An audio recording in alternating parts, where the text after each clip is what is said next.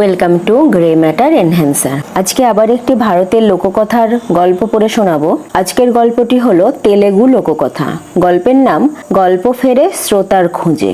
শুরু করছি। এক সময়ে রথ সপ্তমীর দিনে এক বুড়ি মাথা থেকে পা অবধি সেজে পুণ্য স্নান সেরে পুজো করলো। এই রথ সপ্তমী মাঘ মাসের সপ্তমীও বটে। ওই দিনে মন্দিরের রথ বেরিয়ে পথে পথে ঘোরে। সেদিনের নিয়ম অনুযায়ী বুড়িকে মাঘ মাসের রবিবারে কারোকে না কারোকে সূর্যদেবের কথা শোনাতেই হয়। তাই হলুদে রাঙানো এক মুঠো আতপ চাল নিয়ে বুড়ি বেরোলো।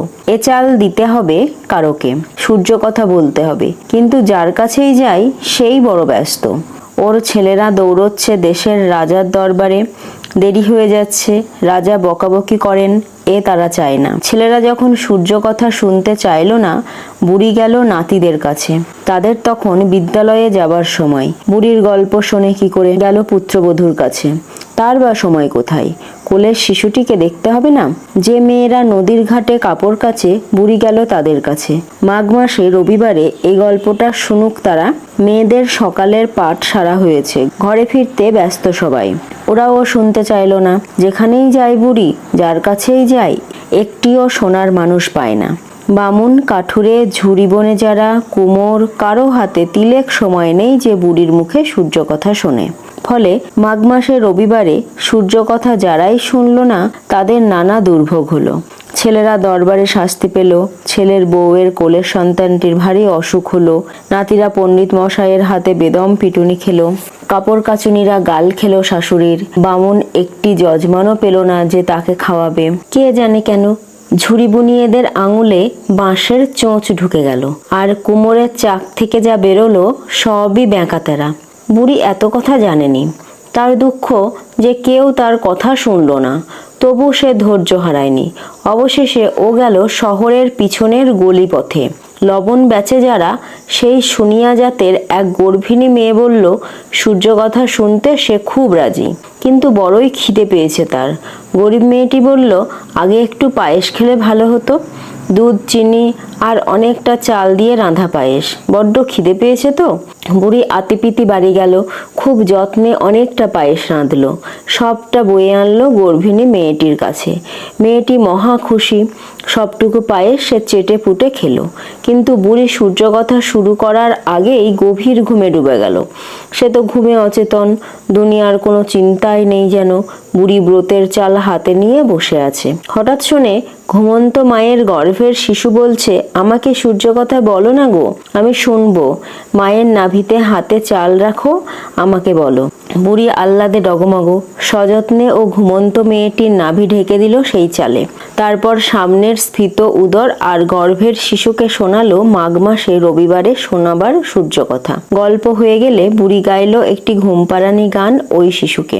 তুমি যেখানে যাবে, পোড়োগ্রাম হয়ে উঠবে ঝলমলে শহর। কাপাসতুলোর বীজ হয়ে যাবে মুক্ত, শুকনো গাছে ফল ধরবে। বুড়ি গাইও আবার দুধ দেবে। বাঁজা মেয়েদের সন্তান হবে। হারানো মনিক ফিরে পাবে মানুষ, মৃত মানুষ প্রাণ পাবে। পাছা আমার, এমন ক্ষমতা হবে তোমার যে রাজার বুকেও আনন্দের বান ডাকে। সূর্য কথা আর গানও ফুরলো। লুনিয়া মেয়েটি জেগে উঠল। এখন সে কথা শুনতে চায়। কিন্তু বুড়ি বলল, তোমার পেটের শিশু সব শুনেছে গো। খুব সুখের জীবন হবে ওর। ও জন্মালে আমাকে অবশ্যই জানিও। ছেলে হলো না মেয়ে, তাও জানিও।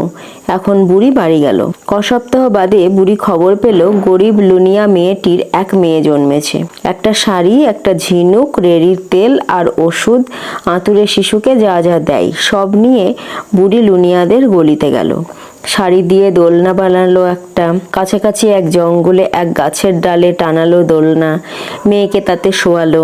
গাছেদের বলল দোলনা দোলাতে, পাখিদের বলল ঘুমপাড়ানি গান গাইতে। মেয়ের মা দিনভর খাটবার ফুরসত পেল। গাছ আর পাখি মেয়ের ভার নিল। বুড়ি গেল বাড়ি। দেশের রাজা যাচ্ছেন জঙ্গল দিয়ে। শোনেন পাখিরা গাইছে, একটি শিশু কাঁদছে। কৌতূহলে খুঁজতে খুঁজতে দেখেন গাছের ডালে দোলনা। পাখিরা উড়ে উড়ে দোলনা ঘিরে গাইছে। পাখিরা রাজাকে বলল, এ তোমার রানী আর আমাদের মা, একে নিয়ে যাও, বড় হলে বিয়ে করো। মেয়েকে পালকিতে শুইয়ে রাজা চলছেন। এক জনশূন্য পোড়ো গাঁয়ে পৌঁছলেন। অমনি সেটি জমজমাট শহর হয়ে গেল। পথে তুলোর খেতে জিরোচ্ছেন তো কাপাস তুলোর বীজ মুক্ত হয়ে যাচ্ছে। যত গরিব গরিব গাঁ পেরিয়ে যান, বুড়ো গায়ে দুধ দেয়, শুকনো গাছ পাতার সাজে ফল ধরে তাতে। প্রাসাদে বড় রানী একতাল সন্তানহীনা ছিলেন, তাঁরও একটি সন্তান হলো। লুনিয়া মেয়ের মেয়ে ক্রমে বালিকা হলো, তারপর যুবতী। বছর বছর রাজ্যে সমৃদ্ধি বেড়েই চলে। অবশেষে দিনক্ষণ দেখে রাজা তাকে বিয়ে করলেন। বুঝতেই পারছো, বড় রানী মোটেই খুশি হলেন না। সুন্দরী ছোট রানী কোত্থেকে না কোত্থেকে প্রাসাদে এলেন, তাকে নিয়ে এত মাতামাতি দেখে হিংসেই বুক পুড়ে গেল তার। হিংসের জ্বালায় একদিন বড় রানী প্রাসাদের সব মণিমুক্ত নিয়ে একটা বাক্সে ভরলেন, ফেলে দিলেন সেটা সমুদ্রে। কিছুদিন বাদে এক জেলে ধরেছে এক অতিকায় মাছ, আর বড় রানীকে সেটি দিতে এসেছে। রানী নাক কুঁচকোচ্ছেন, বলছেন মাছে কি গন্ধ। হেলা ভরে সেটি ছোট রানীকে পাঠালেন। ছোট রানী ভারী খুশি। মাছ কোটা হচ্ছে তা দাঁড়িয়ে দেখছেন। যেমন পেটটা কেটেছে, দেখে এ তো মণিমুক্তর সেই বাক্স যা বড় রানী সমুদ্রে ফেলেছিলেন। রাজাও কথাটা জানলেন। এখন তার মনে পড়ছে পাখিরা গানে গানে এ মেয়ের কত ক্ষমতার কথা না বলেছিল। তিনি তো স্বচক্ষে দেখেছেন কত কথা সত্যি হয়েছে। পোড়োগ্রাম হয়ে গেছে জমজমাট শহর, কাপাসের বীজ হয়েছে মুক্ত, বুড়ি গায়ে দুধ দিয়েছে, মরা গাছ ফুলে ফলে জ্যান্ত হয়েছে, আর হারানো মণিমুক্ত ফিরে পাওয়া গেল। শুধু একটি পরীক্ষা বাকি, তিনি দেখতে চান ও মৃতকে বাঁচাতে পারে কিনা। রাজা ছোট রানীর ঘরে খেলেন, বড় রানীর ঘরে শুতে গেলেন। সেখানে গিয়ে লুকিয়ে লুকিয়ে বিষ খেলেন, মরেও গেলেন। বড় রানী শোকে আলুথালু, ছোট রানীকে ডাকছেন। রাজার চিতায় দুজনেই পুড়ে মরবেন, সতী হবেন। রাজার মৃতদেহকে সাজানো গোছানো হচ্ছে, ছোট রানীও তৈরি হচ্ছেন। একসময় এক ব্রাহ্মণ এসে পা ধোবার জল চাইছেন। ছোট রানীকেও নিজের পা ধুতে বলছেন। তারপর বলছেন তিনিও মাথায় জল ঢেলে স্নান করবেন। ছোট রানীও যেন তাই করেন। গায়ে মাখতে চন্দন বাটা চাইছেন। ছোট রানীকেও বলছেন হলুদ মাখতে। এখন সিঁদুর নিয়ে নিজে কপালে তিলক আঁকছেন। ছোট রানীকে টিপ পড়তে বলছেন। এরপর খেতে চাইছেন, ছোট রানীকেও খেতে বলছেন। তারপর নিজেও পান সুপারি চাইছেন, ছোট রানীকেও নিতে বলছেন। ছোট রানী শোকে কাতর, তিনি তো স্বামীর চিতায় উঠতে চান, কিন্তু ব্রাহ্মণ যা যা বলছেন সব না করলে যেতেও দিচ্ছেন না। সব শেষে ছোট রানী জানতে চাইছেন ব্রাহ্মণ কে। তিনি বললেন তিনি আদি নারায়ণ সূর্যদেব। তার কথাই বুড়ি ওকে শুনিয়েছিল যখন রানী মায়ের পেটে। হলুদে রাঙানো 4টি আতপ চাল দিয়ে ছোট রানীকে বলছেন এ চাল স্বামীর দেহে ছিটিয়ে দিতে। কথা বলেই তিনি অদৃশ্য হলেন। ছোট রানী শ্মশানে ছুটে গেলেন। সবাই তো তাঁর অপেক্ষাতেই আছে। রানী স্বামীর কাছে গিয়ে ওই চাল ছিটিয়ে দিলেন। রাজা চিতাশয্যায় জেগে উঠলেন, যেন তার নিজের বিছানাতেই ঘুমোচ্ছিলেন। রাজা আর অন্যেরা যখন জানতে চাইলেন এটা কেমন করে সম্ভব হলো, রানী বললেন মাতৃগর্ভে মাঘ মাসে রবিবারের সূর্য কথা শুনেছিলেন বলেই এসব ক্ষমতা লাভ করেছেন। রাজা চমৎকৃত হয়ে বললেন গল্পটি শুনেই এত ক্ষমতা লাভ করা যায়, তাহলে এই সূর্যব্রত যদি সবাই পালন করে সে তো অনেক ভালো হবে।